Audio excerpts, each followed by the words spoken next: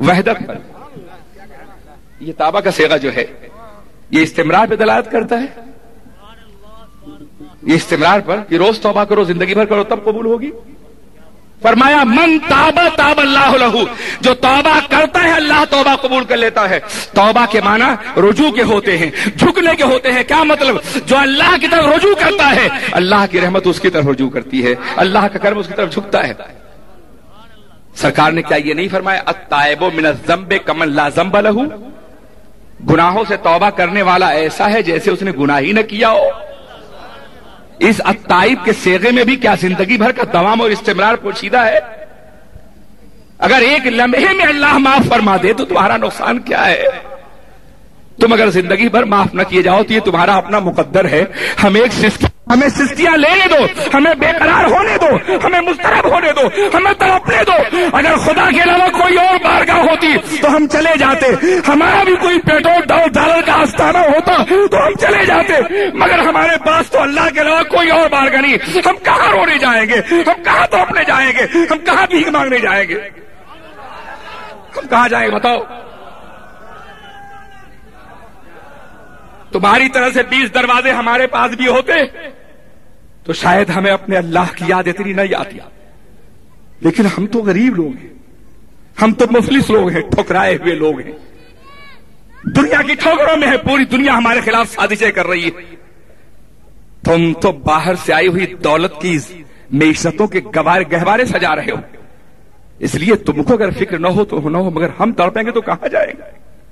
سال بھر جو زخم ہم کھاتے، سال بھر جو ٹیسیں اٹھتی ہیں، سال بھر ہمارے غریب بچے جو فاقہ کرتے ہیں، ہماری بچیاں جو بے آنچل ہوتی ہیں، ہم شب برات اور لیلۃ القدر کی راتوں میں خدا کی بارگاہ میں رو کر کے اسی کا شکوہ کرتے ہیں، اسی کی بھیک مانگتے ہیں، اسی کی تمنا کرتے ہیں کہ اللہ جیسا سال گزرا ہے آنے والا سال ویسا نہ گزرے. اور تمہیں ہمیں اس آخری سہارے سے بھی چھین لینا چاہتے ہو؟ ایسا مت کرو میرے عزیز. تو میں یہ عرض کرنا، یہ رات عبادت کی رات ہے. اس کے باوجود چونکہ یہ شب قدر ہے، شب لیلۃ البرات ہے، شب برات ہے، اس کے باوجود کسی کے دل کو ٹھیس پہنچی ہو، ہمارا اپنا ہو، تو میں اس سے معافی مانگنے کے لیے تیار ہوں، مجھے معاف کر دو. لیکن تم یہ مہینے بھر جو گلیوں میں پوسٹر اور لیٹیچر بانٹتے رہتے ہو یہ بند کرو.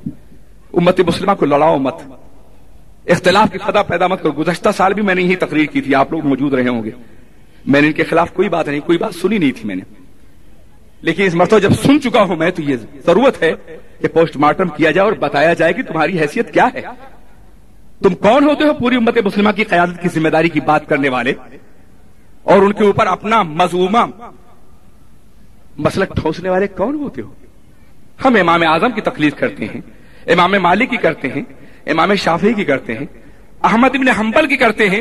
ان کی کرتے ہیں کہ جن کی پاکیزگی اور عظمت پر پوری دنیا قسم کھا سکتی ہے. تم ابن تیمیہ کی کرتے ہو، عبد الوہاب نجدی کی کرتے ہو، کرتے تو تم بھی کسی کی ہو. ایسا تو نہیں کہ بغیر تقلید کے تم ہو. بنیاد تو تم بھی کسی کو بناتے ہو، فتویٰ تو تم بھی کسی سے طلب کرتے ہو.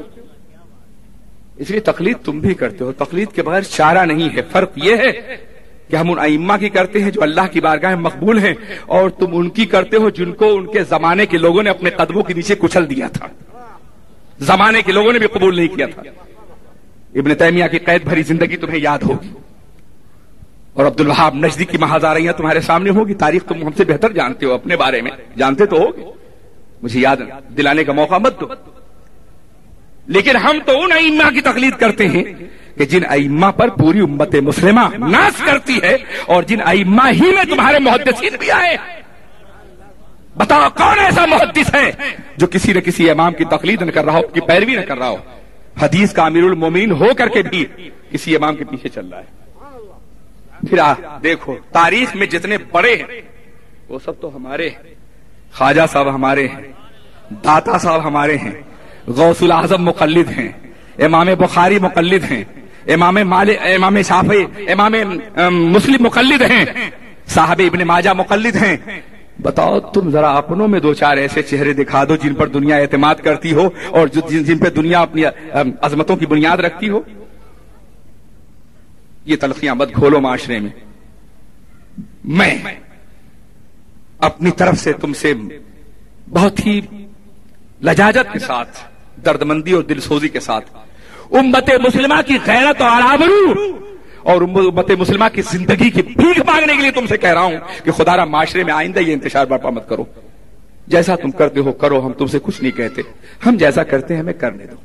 1.5 साल जियो और जीने दो, बस इसके अलावा और कुछ नहीं। और अगर तुमने हमारे घरों में पत्थर फेंका तो खुदा न करे तुम्हारे शीशे घर भी महफूज नहीं रहेंगे। हम तो मिट्टी में बसने वाले लोग हैं, मिट्टी के घर हैं हमारे। अगर मिट्टी के घर टूट गए तो फिर मिट्टी लगा देंगे। पत्थरों की जिंदगी गुजार रहे हैं हम, गरीब लोग हैं, लेकिन तुम शीशे के नाजुक महलों में बसते हो। अगर शीशों की किरची तुम्हारे जिस्मों में चुभी तो करार न मिल सकेगा, तुम्हें सुकून मैसर नहीं आएगा। जीने दो, हमें अपने तौर पे जीने दो। हमारी शब बारात हमारी शब बारात, हमारी ईदैन हमारी ईदैन, हमारा रमजान हमारा रमजान। हमें अपने टूटे हुए दिल से अपने अल्लाह को याद करने दो। याद रखो, दुआएं उस वक्त तक कबूल नहीं होती जब तक दिल टूटता नहीं है, लेकिन जब दिल टूटता है तो खुदाए कदीर जब्बार हर टूटे हुए दिल की आवाज जरूर सुनता है। आज टूटे हुए दिल से अपने लिए, अपनी पूरी कौम के लिए, उम्मत मुस्लिमा के लिए दुआ करो, पूरी उम्मत के लिए, चीचनिया के मुसलमानों के लिए जो 100 साल से खाक खून में तड़पाए जा रहे हैं।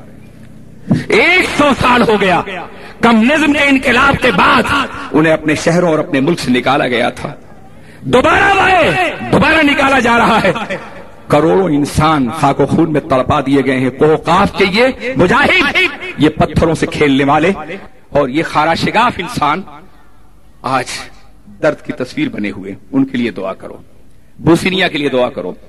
मुसलमान जहां जहां तड़प रहा है उनके लिए दुआ करो। अल्लाह इज्जत व आबरू की जिंदगी और सरबलंदी और हयात अता फरमाए। मेरे अजीजों, अब रही ये बात कि हम अगली सदी के शुरू होने से पहले हम 2000 शुरू होने वाले दिन को मनाए या न मनाए। यार, दिन वो मनाया करता है जिसने पहले कुछ किया हो। कामयाबी का दिन कौन मनाता है? कामयाबी का दिन वही मनाता है जिसने कुछ साल अच्छे गुजारे हों। इस सदी में तुमने कुछ किया हो तो मुझे बता दो। ये पूरी सदी, इस सदी में अगर तुमने कोई फतह की हो, तुमने कोई कामयाबी हासिल की हो, अगर तुमने कोई गलबा किया हो, साइंस और टेक्नोलॉजी में आगे बढ़े हो, तुमने चांद पे कमंदें डाली हो, सूरज की शौक को गिरफ्तार किया हो, जमानो मकान की सतह समटी हो, इल्मी एतबार से गालिब हुए हो, दुनिया की कौमों के लिए तुमने निशाने राह मुतज्जर किया हो, अगर ये सदी तुम्हारी कामयाबी की सदी हो तो सदी के खात्मे का दिन मनाओ। और इस सदी में अगर खून और दर्द के अलावा तुम्हारे पास कुछ नहीं है तो गम दिन किसका मनाओगे और खुशी किसकी मनाओगे? मुझे बताओ। पूरी सदी में तुमने क्या किया है?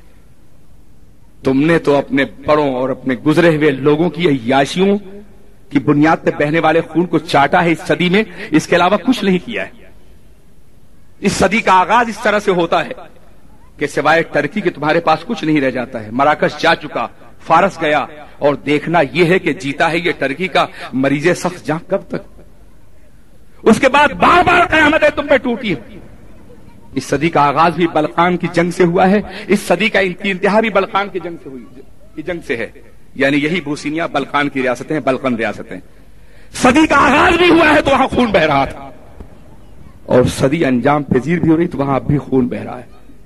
क्या अपने बलकान की बहनों की लाशों के ऊपर तुम मिलेनियम डे मनाओगे?